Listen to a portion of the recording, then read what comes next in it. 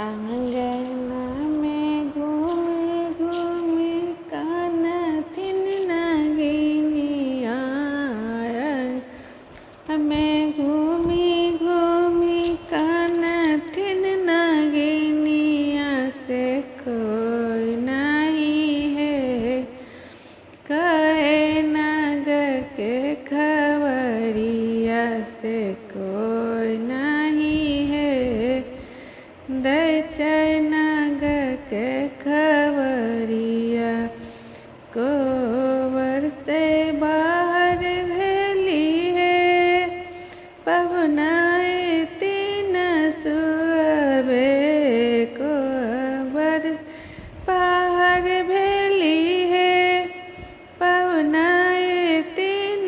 सुहबे से हम देवे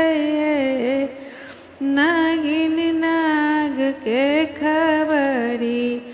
से हम देवे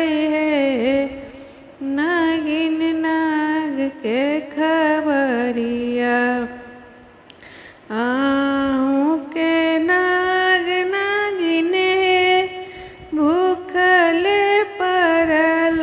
छल आहू के नाग नागिने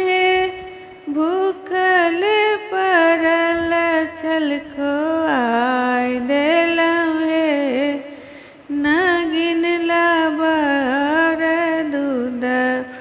खोआय देलहुँ हे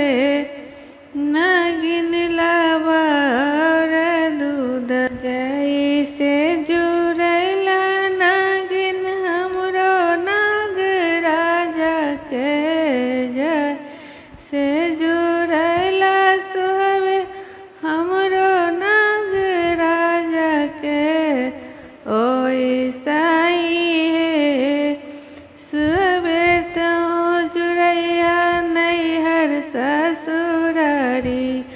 से ओइसा